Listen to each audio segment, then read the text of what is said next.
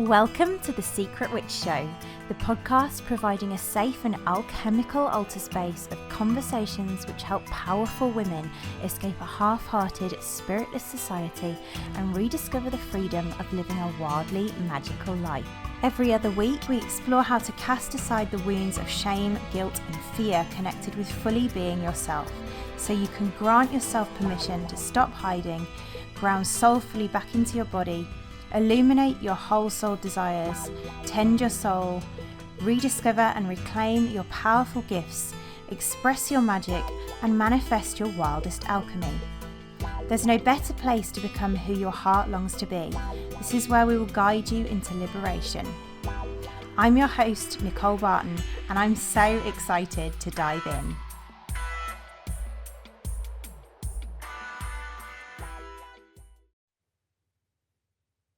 Welcome, wild ones. Today's episode is a gem, so I'm really glad that you've joined us. Before we dive in, I just wanted to make a vulnerable ask that if you love the episode or you love just listening to The Secret Show in general, I would be so grateful of any reviews you can leave. It means so much to us as soul workers and also helps other women who may find this valuable to find the show. So if you love The Secret Witch Show, I would be so appreciative of your support if you can just drop, wherever you're listening, drop a rating or a little comment to let me know how you receive it. And I'd also love to invite you, before we dive in, which will be soon, if you like to receive the ongoing gift of Moonly Wisdom from me, then you are very welcome to join our Moonlit Apothecary emails. Love letters from a not-so-secret witch. Each new moon and full moon, I send you love letters to awaken your inner apothecary for the secret witch, remembering her power, magic, and wildness. You can sign up at nicolebarton.co.uk/moonlit apothecary, and I'll share that link in the show notes for you. But for now, let's dive in. On The Secret Witch Show today, I am exploring the wild, instinctual wisdom of the body through one of my favourite poems, Wild Geese by Mary Oliver. This is a deeply archetypal exploration of the secret witch's relationship with perfection, rebellion, desire, instinct, and belonging, and what it truly means to let the soft animal of your body love what it loves.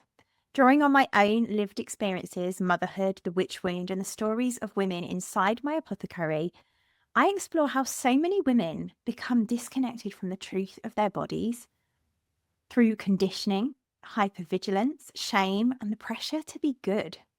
This episode is an invitation back into the body, back into instinct, and back into the wild truth of the soul. In this episode, we explore the difference between instinct and impulse, and how the secret witch often misreads fear as misalignment, disconnecting from her deepest desires in an attempt to stay safe, loved, and accepted. I speak to the good girl witch, feminine desire, visibility, nervous system conditioning, and the longing to reclaim our wildness without swinging into performative rebellion. I explore how desire itself can become an initiation, especially for women taught to suppress hunger, pleasure, erotic truth, and instinct. And why reconnecting to the soft animal of our body is reclaiming feminine power, magic, aliveness, and soul truth. This is a poetic, honest, and deeply initiatory exploration of what happens when we stop monitoring ourselves and begin sensing ourselves again. Let's dive in.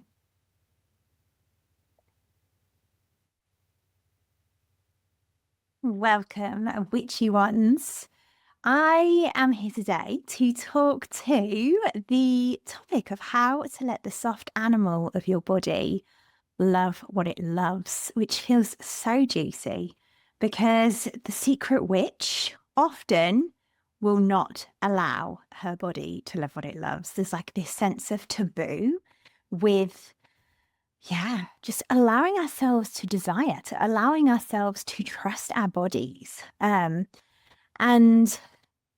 It's like, such a juicy one. So I'm going to begin in a weird way today, I guess, with one of my favourite poems, which really is kind of like the foundation of this episode. It's like tied into the title, The Soft Animal of the Body.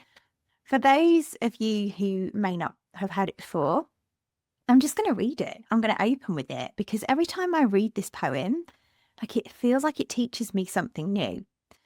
So the poem is Mary Oliver, Wild Geese. You do not have to be good. You do not have to walk on your knees for 100 miles through the desert, repenting. You only have to let the soft animal of your body love what it loves. Tell me about despair, yours, and I will tell you mine. Meanwhile, the world goes on. Meanwhile, the sun and the clear pebbles of the rain are moving across the landscapes, over the prairies and the deep trees, the mountains and the rivers. Meanwhile, the wild geese, high in the clean blue air, are heading home again. Whoever you are, no matter how lonely, the world offers itself to your imagination, calls to you like the wild geese, harsh and exciting, over and over, announcing your place in the family of things. Oof, got goosebumps as I share that. As always, if you've ever been to any of my ceremonies, I may well have read that to you before, but it's just such a potent poem and like serving archetypal remedies throughout it. Like there's so much in it in terms of like anything can be a remedy, but there's like so many remedies in that poem. We've got the geese, we've got animals, we've got, you know, the mountains, the sun, the rain, the clear pebbles, you know, all sorts of remedies within that are archetypal, that reveal to us our nature. But that said, and I always try and feel into like, what's the archetypal remedy for this episode? Like what witchy remedy are we serving today as an archetypal lens or an energy remedy, as you want to, however you want to define it. And the archetypal remedy for this episode feels like the soft animal. So rather than one specific, because it has so much in it, like, but it feels like the overarching themes are that of the animal queendom remedies. And the animal queendom is essentially the category of remedies that make up something.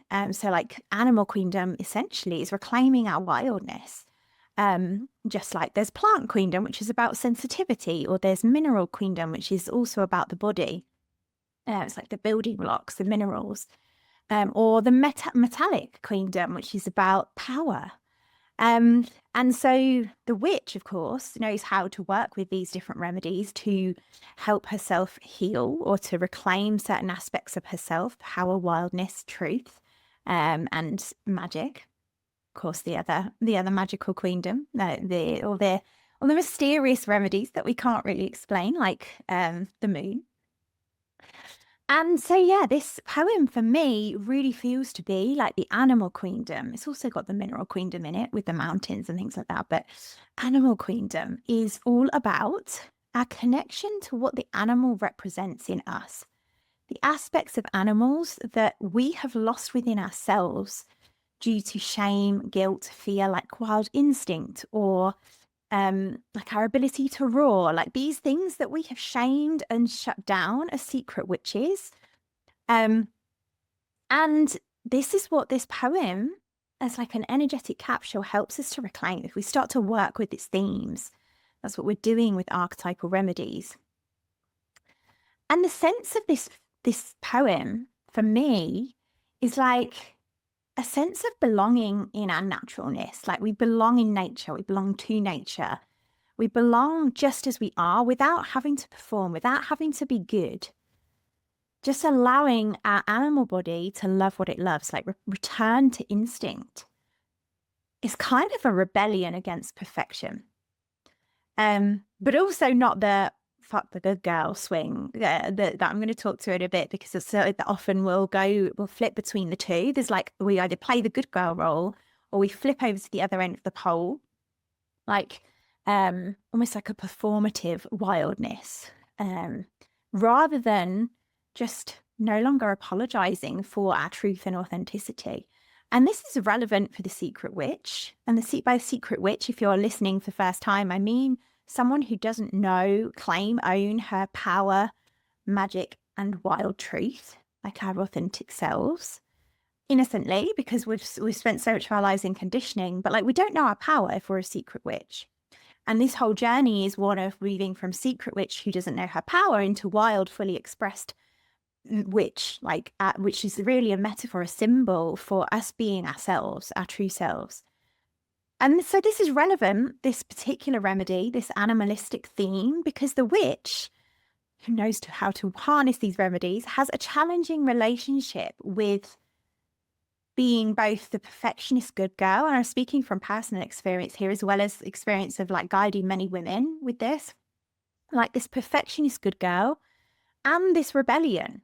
And both of these things, good girl and rebel, often have us disconnect from our bodies. So the secret witch has fear. She spends much of her life between these two poles, like either playing the good girl, which has us suppress our soul, like ignoring our bodies, not being ourselves, performing as we think we should, like getting the good job, the good house, the good relationship, that doesn't actually necessarily really fulfill what our soul truly desires. Like running around putting everyone else's needs ahead of our own needs and ahead of our own needs and desires. And this can often have the secret witch resulting in burnout, in exhaustion. And so this is often how the secret witch will talk to us. She'll be like, hey, stop playing the good girl because you're exhausted. You're burnt out. And that was my own journey, was realizing these kind of symptoms of burnout and exhaustion are often the witch calling us to reclaim parts of ourselves, these parts that play the good girl, the parts that don't allow ourselves to let the soft animal of our body love what it loves. Or the secret witch will have enough of doing that, playing that good girl role, and then rebel against that suppression, operating as if like the world has made us suppress ourselves. And like operating then from more instinctive rebellion against the thing, whatever the thing is that we feel like has suppressed us. So that can result in us like refusing to do anything for anyone, meeting only our needs, like performing the rebel, like fuck the system, I'm riding a tiger, shaking my ass, my wild ass at anyone who crosses me kind of vibes. That's an actual example of something secret witches have said to me across the years. Like, and also, you know, I have been there. Like, it makes sense. It's kind of a natural arc. We move from good girl, we swing into rebel. And just a caveat, like, I believe there's a degree of beauty in healthy rebellion, by the way. Like, I believe we need more rebellious wild witches, as long as the rebellion isn't moving us away from our truth. And we've really learned how to discern what is truly aligned for us to express rebellion against. For example, I rebel against certain systems that aren't helping the world, in my view. So the health system, the school system, like these systems that I believe aren't particularly useful. And so I show up as a rebellion against those, or standing against them, because those systems aren't supporting me, us, the world. But I don't rebel against all systems, because systems are there to support me. Like, there are systems that I have in my business that support the day-to-day running of it. There are systems that help me in my life, that support me to receive as the feminine was built for. So I think often when we're secret witches, we can rebel against all systems once we've been in that swing, and like rebel against the masculine, because there's that kind of very much in the witch crowd, there's that like fuck the patriarchy vibes. And so there's that like discernment that I've learned to have with rebellion, which is the alchemy of good girl and rebel. And so that is where the wild witch alchemy begins, in returning to the wild, soft animals of the body, as Mary Oliver speaks to. That's almost like the first step. It's like we see this is, okay, yeah, I'm resonating. I'm either in good girl or I'm in rebel, or I swing between the two. Like, and I kind of like have these wild swings between being a good girl and being a like wild rebel. And even like if we're not rebelling and we're just like anti-system in general, like this is the secret witch. And this is where coming back to the body to learn to discern like what's true for us is so vital. And the challenge for secret witches is that perfection is often a strategy that we use, the secret witch uses. Women who don't know their power, magic, or wildness, we use perfectionism or fighting against perfectionism to avoid the terror of being fully alive. We unconsciously strive to be perfect, to fit in, to not be outcast, which has us avoiding the truth of our bodies.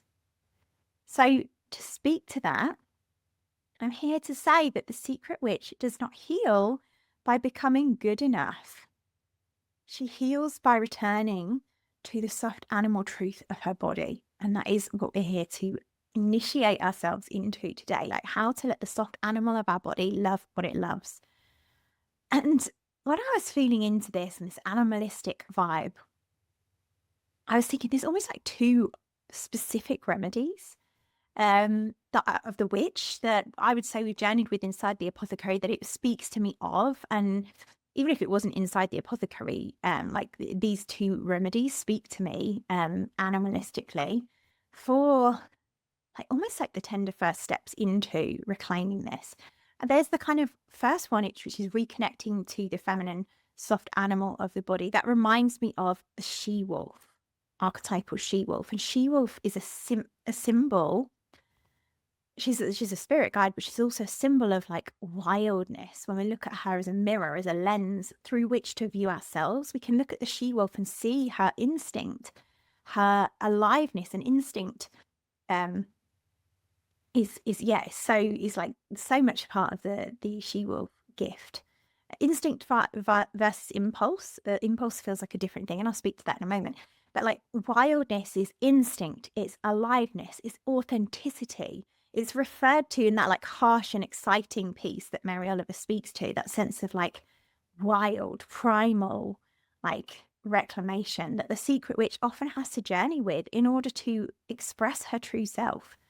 But also the second one is the snake. There's the sense of the lover in reclaiming, in loving what our body loves, like letting ourselves love what our body loves. That sense of like coiled up snake, sacral desire energy, like not just via sexuality, but via pleasure in our senses. And that's brought alive by the way the sun dances over the pebbles of the rain in the poem. Like there's a sense of those two remedies, the she-wolf and the snake.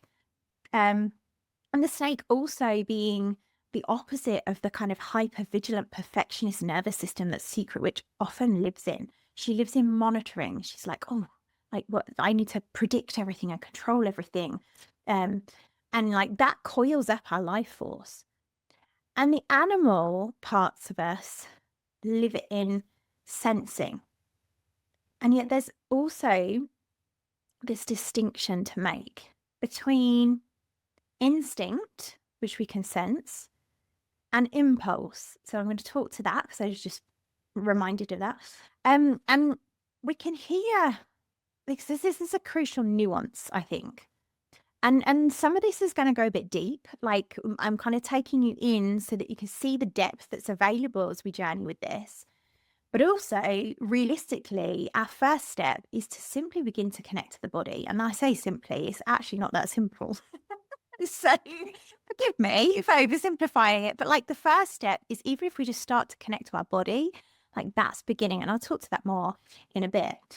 But the distinction between instinct and impulse is so vital to just briefly speak to, because we can hear just let your animal body love what it loves. And we can think, oh, great, I'm just going to blindly follow like whatever the fantasy is that I want. And the real deep work for the secret witch, who is almightily powerful, by the way, like the secret witch has an immense amount of power. That's what makes her a witch. The witch is a symbol, the wild witch is a symbol of women's power, feminine power.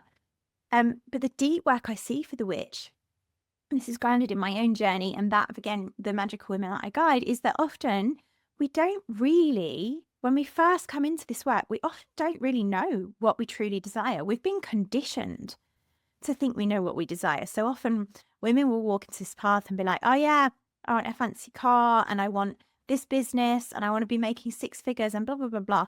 Like that's where women often are when we come in. And there's nothing wrong with that. Like that is absolutely welcome if that is your true desire.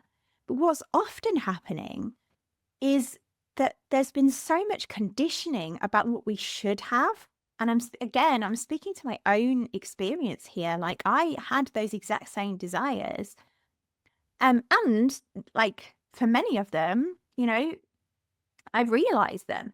And so it's like, and still I can see like that often our desires can come from a conditioned place. A conditioned place of like, I have to have this in order to be acceptable. I have to have this in order to feel worthy. So for example, we might think that we desire a new designer handbag. Let's just say. And for many of you, I know you might have just like gone out and had an impulsive spend on a designer handbag. And without sitting with our desire, our true desire, and the contemplation of desire, what our body truly desires, we might just run out and buy into the fantasy of like, this handbag is like, I need it. Like it's going to solve everything. Hands up if you've done that, like me.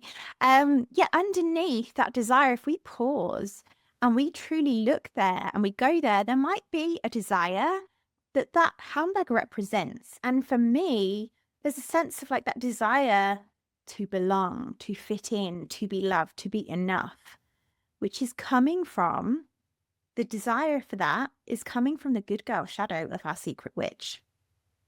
And that's not to say that we can't have designer handbags, because that might well be what is aligned for your soul. And it's also helpful to look at, is that true? Is that truly a soul aligned desire? Or is it coming from the good girl? Because if I have a designer handbag, I'm going to be loved, I'm going to belong, da, da, da. And that's just an example. But like, who's ever gone out and felt a bit wild and rebellious and just thought, fuck it, I'm going to spend this? I'm laughing at myself because I did it yesterday. And now this is a ridiculous example. But yesterday, I messaged my husband and said to him, I am going to order, I'm going to order some £500 unicorns for my daughter's birthday and for mine and my husband's 40th celebration, which is a festival theme. And I was like, I'm going to order, and he's like, can I stop you? And I'm like, no. It's like, but I was operating from this place of like, I need these unicorns. And it was compelled. And I was even emailing the lady with the unicorns being like, I'm trying to work out if I need one unicorn or two unicorns. And I sent it and then I caught myself and I was like, what the hell? Like need and unicorns in the same sentence. And don't get me wrong, I know my daughter will love these unicorns. And partly it did come from a pure desire place, from a true desire place, because they are naturally beautiful and beauty is one of my natural loves and also part of my my medicine in the world as a feminine witch. Like it's part of my my naturalness, like beauty in the naturalness. But I can also see how the inner good girl was compelling me, like, well, you have to have the £500 white unicorns, which look real, over the £250 black ponies, which don't look real. Because then, like, I'm also being compelled into the next thing of like, oh, we could have matching white bouncy castles. And there's this sense and this fantasy that's building in my mind of like purity, like this Instagram perfect, like beautiful party with these £500 ponies that I now need, like these unicorns. And this fantasy of like, I need to create the perfect party to be loved. And so I saw that. I was like, ooh, look at what I'm doing. No shame. Like, that's just interesting. Like, isn't that interesting information? Like, isn't this the secret witch showing up? Bless her heart. She's like, you need those goddamn 500-pound unicorns. Like, your life depends on it because you're going to be a bad mum if you don't have these perfect unicorns. And so this especially, this wound shows up in motherhood for witches. And even like outside of motherhood, it shows up everywhere, littered throughout our lives of like, especially in motherhood though. And there's this sense of, I have to abandon myself and show up perfectly in order to be safe and loved. That shows up for mothers. It's something that prevents those secret witches who are mothers, often even entering the work as they put themselves right at the bottom of the pile. And that unicorn example is like so ridiculous. But it's also not. It's also a great example of how the good girl shadow shows up for the secret witch.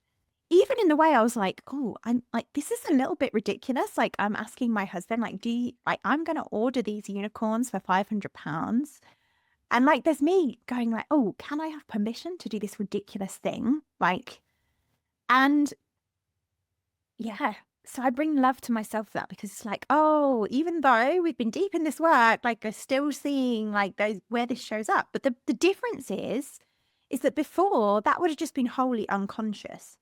And now I can see it and then I can choose like what makes sense, like what's aligned from illuminating that. So even when our bodies are like lit up, and many secret witches would interpret that as like, oh yeah, this is what I love. This is the soft animal of my body loving what it loves.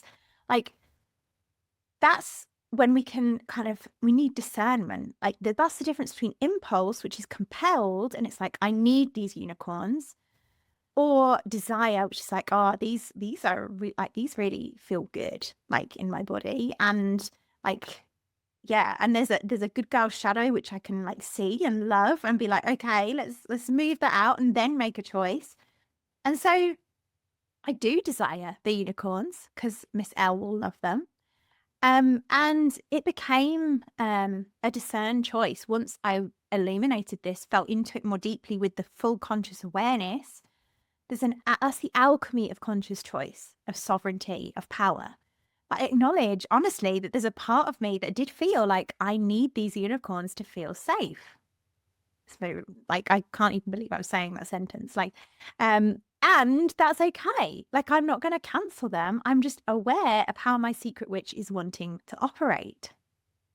Another example that is more practical and less ridiculous than needing £500 unicorns is in the way that, say, for example, like one day I might not want to do something that my soul truly desires. So an example that's shown up for me recently is this sense of like, I deeply, deeply desire, like it's been in my vision for years and years and years, to write a book, to write the book of my soul that expresses the secret witch medicine, which I am doing at the moment. And then everyone would think, oh, cool. Yeah. Like she's the creatrix. She's just writing this book, creating blah, blah, blah. And a part of me, of course, is like, okay, let's do it. And I'll hyper focus and I'll get in and I'm like, yes, this is alive. And like the secret witch is channeling. There's also a part of me that is like, no, I'm not going to do that today. There's a young secret witch part of me deep down, aka the good girl part of me, that's trying to show up and sabotage and keep me safe and saying, no, don't write that wild book. People will think you're weird too much. You'll get outcast. And that is shadow showing up to protect me from the power of my wild soul. And it feels in my body like paralysis, like I can't move, like I don't want to do the thing that soul is asking me to do anymore. And so you could easily conflate that with like, oh, this isn't aligned. Like the soft animal of my body is not loving what it loves anymore. And that is not true. That is not truth.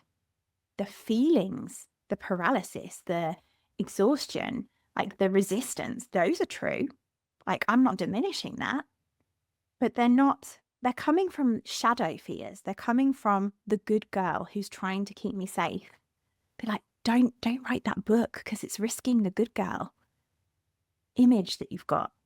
Oh, I mean, I haven't, like I'm out there as a witch. So it's hard to be like, yeah, I'm the good girl. But it's trying to keep me safe, right? Innocently. And the truth of my soul is that it is in deep alignment to write my book. But what's showing up is a fear of using my voice. I'm scared to use my voice to express. And we misread fear as misalignment. Like, this is one of the biggest things. If I could just let every woman know, like, fear is not a sign of what's aligned. It'll show up in the body, and we might misinterpret that as like, oh, the soft animal of my body doesn't love what it loves, what I thought it loved. That is the good girl showing up. It's when this is vulnerable, gets misread as this is wrong, like the stop sign, that's not a stop sign. And so the soft animal of my body, deep down, when I look at that shadow and almost like clean it out, I don't want to say clean it out because again, it conjures up ideas of like purity and like right and wrong. There's no right and wrong in this. But like when we move it out the way, we can see deep down underneath when we say, oh, do you know what? If I'm actually safe to write this book, it's okay. Like then the soft animal of my body is like, okay, yeah, maybe we do want to write the book. Like my impulse is simply coming from shadow to say, no, stay safe. Don't do the scary thing. And that again is that distinction between impulse and instinct. Impulse being the thing that is like compelled. When we're compelled by something, it's usually fear showing up. And that, in that instance, is keeping me from my power. And it's a real art to learn to discern our wild bodies. Like that journey of like really learning to tune into what is true beyond this shadow, beyond the good girl, beyond the rebel, beyond the other shadows that show up, because these aren't the only shadows. But usually the secret witch is completely disconnected from her body when she lands here, even if, and this was the surprise to me, like I had done loads of body work before I arrived to this path of the secret witch and her shadow. I'd done loads of body work. I was a homeopath, I was a healer, like I had done all sorts of like massage, aromatherapy, like reflexology. All my stuff was body work, like nervous system regulation, yoga, meditation. Like, but I was still disconnected from my body because I'd been performing it in the way that the world of self-help teaches.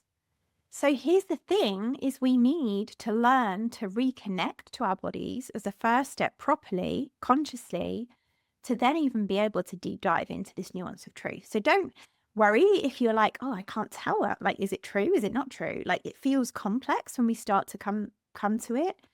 Don't get into that logical analysis. The way in, the gateway is through connecting to our bodies.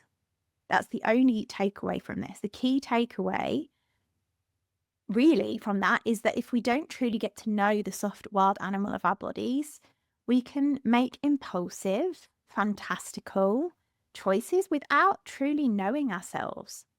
So what we want to do is build intimacy with the soft animal of our bodies. Because otherwise, all of these shadows, all of these things will lead us away from our soul's truth if we don't learn how to listen to our bodies and discern what's in alignment for our souls. This is why it's so vital. Like this work of coming home to the animal body is so vital to understand the truth of our bodies, to learn our true desires from our shadow desires, and to get to almost like the body's ancient knowing beyond conditioning. And that is done by befriending our witch, because she's the part that knows her power, magic, and truth. She's already within us. Like she's not this external thing. Like the witch is here within. It's just we've shut her down through fear. So we befriend our witch and her archetypal remedies, because she's the one who has the key to like she-wolf, and she has the key to the snake, and she has the key to all the other things, the wild geese, whatever the remedy is, like in particular her animal remedies in this context. And these are the remedies that help us to connect into the wild, instinctual, primal wildness of our bodies. And the poem's flow kind of shows this. There's a sense of like there's this arc, there's this map that the poem offers us. It's like, first we release perfection. Like, you do not have to be good. Then we return to the body. You let the soft animal of the body love what it loves. We also name despair, honestly. She says, tell me about your despair. Like, that's about getting honest. We don't want to just coming into the body requires us to be honest, to get honest with ourselves, to build intimacy with our bodies and what they're communicating to us, because often they're things that we don't want to hear.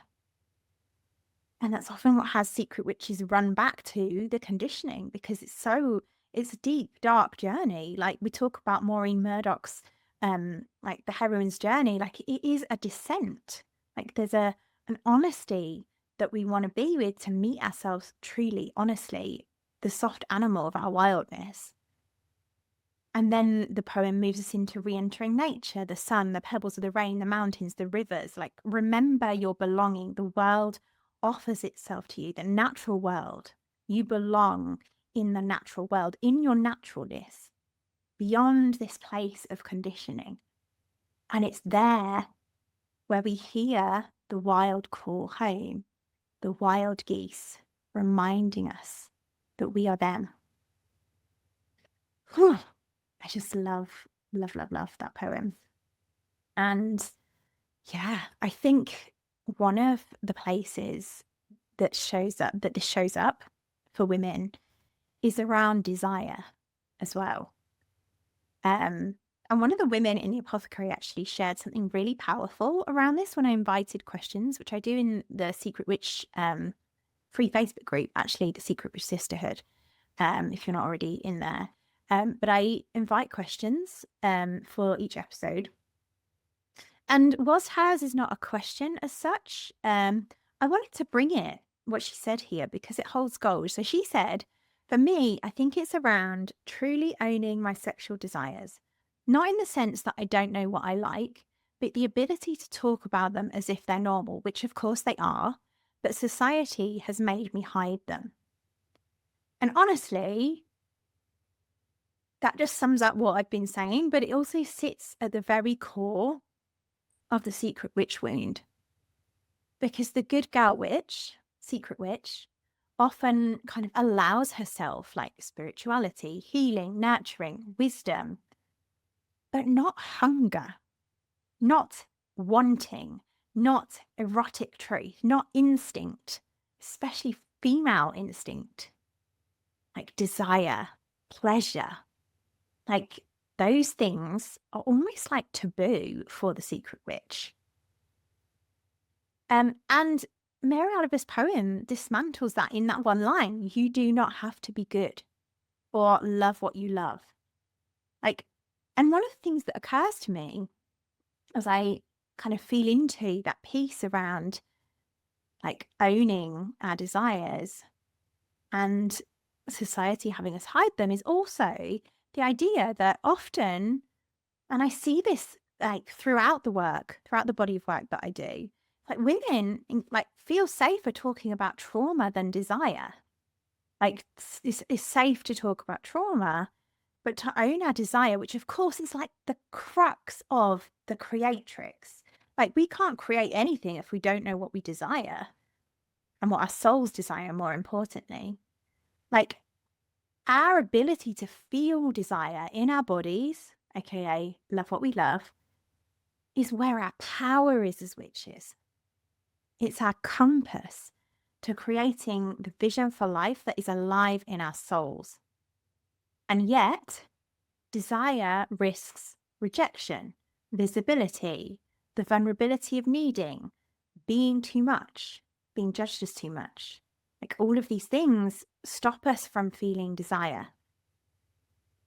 And feminine desire has historically been framed as dangerous, shameful, excessive, like irrational, sinful, even hysterical, like disruptive.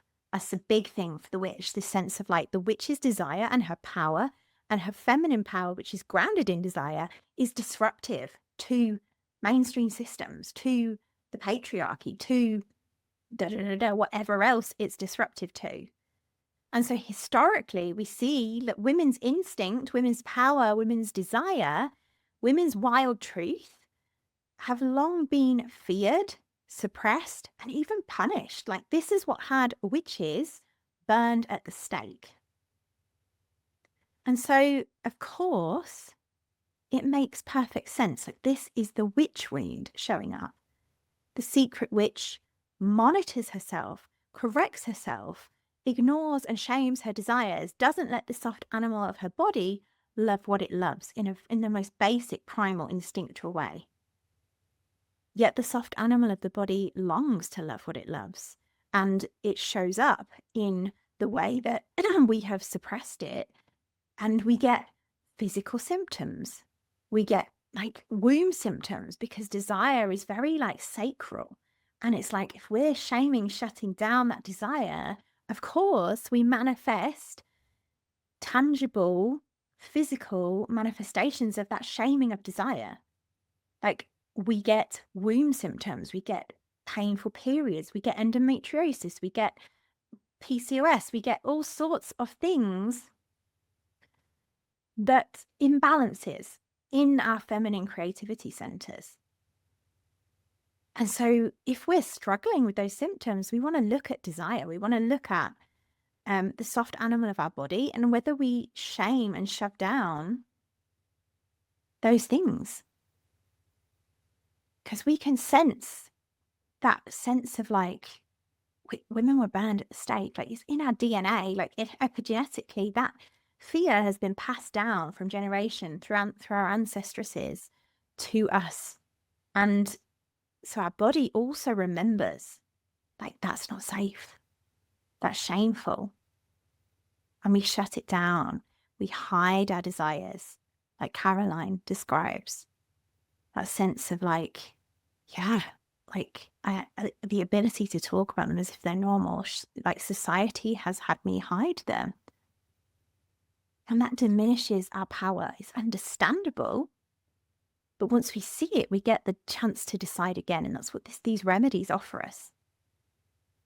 Like, this trauma can keep us in the identity of the wounded good girl because desire threatens to create transformation. And that is really the deeper why, for why we want to liberate our desire, our pleasure, our passion. And not just our sexual desires, but like just the sense of like sensuality, like allowing ourselves to reclaim our relationship with our wild instinct, which is what the body allows us to sense into with our senses. Like, we build our relationship with our senses in our body because that's what helps us to sense into, like, to feel again. We've spent so long disconnected from feeling because it doesn't feel safe or because it feels like there's too much. But like, we're cutting ourselves off in that disconnection when we're numbing, when we're distracting, when we're in drama and chaos, and we're not choosing to go inwards and feel. When we're scrolling social media or watching TV, and there's nothing wrong with those in elements. But like, if we're constantly doing that and we're doing it in order to avoid, like, we're disconnecting from our bodies, from our wild instinct, from the soft animal of our body. And so that's where we're being called to reclaim, because that's where our power is as magical creatrixes and medicine women, which are aspects of the witch. That's what the witch symbolizes. The witch is a symbol of women who powerfully create and medicine women who heal. And she's also, for me, the witch has been a symbol of three things: power, magic, wild truth. I often talk about, people often arrive at this podcast expecting like practical witchcraft. Makes sense, is the secret witch, and there's elements of that, of course. Like, we talk about ritual and magic and all the things, and very much in my work is ingrained like different witchy kind of things, but it's really about the symbolism. It's really about what the witch holds a mirror up to be like, look at these things, look at these aspects of yourself that have been hidden, shamed, feared. And these gifts, the power, magic, and wild truth, are hidden in our wild animal bodies. That, I feel, is what Mary Oliver was pointing to when she said, let the soft animal of your body love what it loves. I'm going to end there, but more importantly, so I'd like to leave you with something, like, rather than taking my worldview on it, like archetypal remedies, of which her poem is like a collection of, almost, like, they ask us to go within and see what they bring alive for us. So my invitation this time, this episode, is actually to contemplate, like, go back, like, maybe find her poem written down if you process it better that way, or just go back and re-listen to the beginning of the episode and hear me speak that poem aloud, and just feel into, like, what does that poem conjure for you? How does it make you feel? Like, what does it bring alive for you? What is the symbolism for you? Because it contains lots of archetypal remedies. Like, what stands out for you? Maybe it's the goose, and that's about belonging and like ancestral remembering and returning home. Maybe it's the wolf and that wildness and instinct. Like, what is it that stands out? How does it make you feel in your body? I'm going to leave you with that inquiry, especially the body piece, because, like, feels so, yeah, so important. Like, the feeling in your body as you listen to the poem. What does it bring alive for you? Where does it touch? Yeah, gorgeous, gorgeous. I love, love, love that poem. And yeah, love, love, love you all as well. So yeah, I would love to know what this episode brings alive for you. So please do share, either in the Secret Sisterhood or via email, which is info@nicolebarton.co.uk. Yeah, please do share. Or of course join our Apothecary if you wanna go a little bit deeper. Anyway, leaving you with that, and I will see you soon, my loves. Okay, my loves, here are my takeaways. The secret witch often disconnects from the truth of her body through both perfectionism and rebellion. And healing begins by returning to the soft animal wisdom of instinct, sensing, and embodied truth. Perfection is often a strategy used to avoid the terror of being fully alive. And the secret witch doesn't heal by becoming good enough, but by reconnecting to the wild truth of her body. There is a powerful difference between instinct and impulse, and learning to discern true soul desire from conditioned fantasy, fear, or shadow longing is part of reclaiming feminine power and self-trust. We often misread fear as misalignment, when in reality, the fear may be the good girl or the rebel trying to protect us from visibility, rejection, and the power of our own wild truth. Feminine desire has long been shamed, suppressed, and feared, and many women feel safer speaking about trauma than longing, pleasure, instinct, hunger, or erotic truth.